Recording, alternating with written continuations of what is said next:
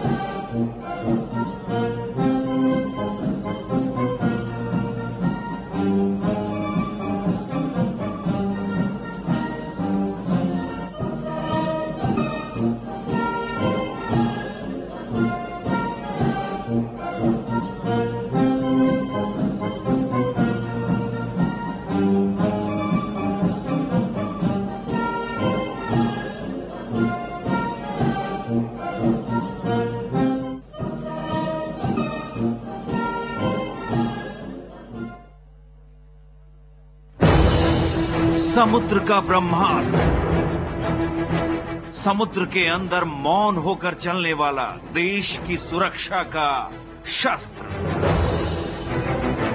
INS Arihant. INS Arihant एक पनडुब्बी ही नहीं, ये एक ऐसी ताकत है जिसके बल पर भारत समुद्र का राजा बन गया है। कोई दुश्मन देश समुद्री सीमा में घुसने तो क्या, देखने की हिम्मत भी नहीं जुटा सकेगी। सैकड़ों परीक्षणों के दौर से गुजरने के बाद समंदर के इस सेनापति का परमाणु रिएक्टर चालू हो गया है। इसके साथ ही भारत परमाणु पनडुब्बी विकसित करने वाला दुनिया का छठा देश बन गया है। परमाणु रिएक्टर चालू होने से नौसेना और रक्षा प्रतिष्ठान ने राहत की सांस ली है। प्रधानमंत्री डॉक्टर मनमोहन सिंह और रक्षा मंत्री ए.के. एंटनी ने इस उपलब्धि पर रक्षा वैज्ञानिकों को बधाई दी है। परमाणु रिएक्टर चालू होने के लिए ये पनडुब्बी विशाखापट्टनम के डॉक यार्ड में मानसून के सुस्त पड़ने का आईएनएस विक्रांत, जिसको आज उतारा गया है समुद्र में, ये 2018 में शामिल हो जाएगा नौसेना के बेड़े में। आप देख सकते हैं तस्वीरें, जब विक्रांत को उतारा गया समंदर में उस वक्त रक्षा मंत्री ए.के. एंटनी भी मौजूद थे। नीरज राजपूत कोच्चि से सीधे जुड़ रहे हैं हमारे साथ। नीरज, कैसा माहौल था, क्योंकि बहुत बड़ी खबर है भारत के लिए कि एक विक्रांत जैसा नौसेना से जुड़ा हुआ पोत, जो कि न केवल लड़ाई के लिए जरूरी है बल्कि भारत के कई मायनों में भारत के समुद्री रक्षा के लिए जरूरी है। क्या माहौल था वहां पर? रक्षा मंत्री काफी खुश होंगे।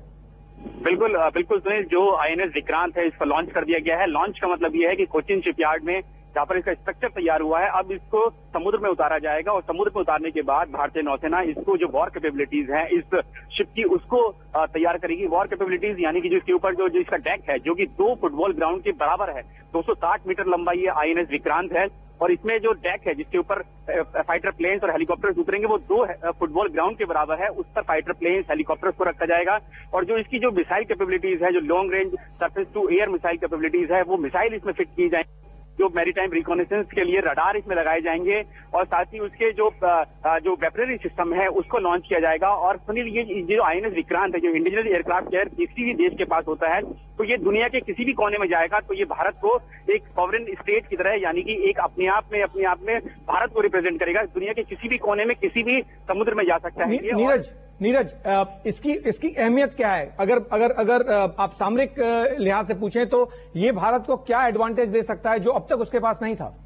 बिल्कुल, देखिए जो सुनील, जो इंडिजिनस एयरक्राफ्ट कैरियर होता है, इस कैरियर के हिसाब से ये जो युद्ध पोत जहाज जिसको बोलते हैं, ये युद्ध पोत समुद्र में घूमता रहता है और जो इसके ऊपर जो फाइटर प्लेन्स होते हैं, MiG-29 के हेलीकॉप्टर्स और दूसरे के लाइट कॉम्बैट एयरक्राफ्ट होंगे, LCA जो होंगे नेवी के, वो कॉम्बैट एयरक्राफ्ट घूमते रहेंगे तो उनकी पावर दुगनी हो जाती है। अगर वो कहीं प्लेन से, अगर किसी मैदानी इलाके से उनको भेजा जाता है तो वो 1300 किलोमीटर की अगर रेंज है MiG-29 की, तो उसकी 2600 किलोमीटर हो जाएगी, यानी कि समुद्र में घूमते हुए वो और भी आगे तक निकल जाता है। यानी कि भारत की जो सीमावर्ती क्षेत्र है, जो सीमा है भारत की, वो कई हजार किलोमीटर और आगे तक चली जाएगी। ये इसकी खासियत है।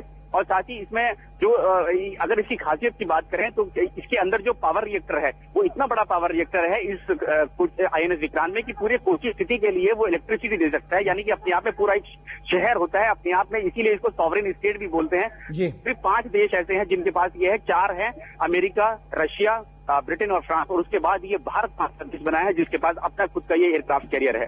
शुक्रिया नीरज। आपको बताएं कि ये इसलिए भी अहम है क्योंकि भारत में जिस तरह से हालात आतंकवाद की घटनाओं के बाद बने हैं, उसके बाद समुद्र को सुरक्षित करना बहुत बड़ा चैलेंज हो गया है भारत के लिए, और इसीलिए ये जो INS विक्रांत है, ये बहुत ज्यादा अहमियत रखता है भारत के लिए अगर उसकी सुरक्षा की बात की जाए तो।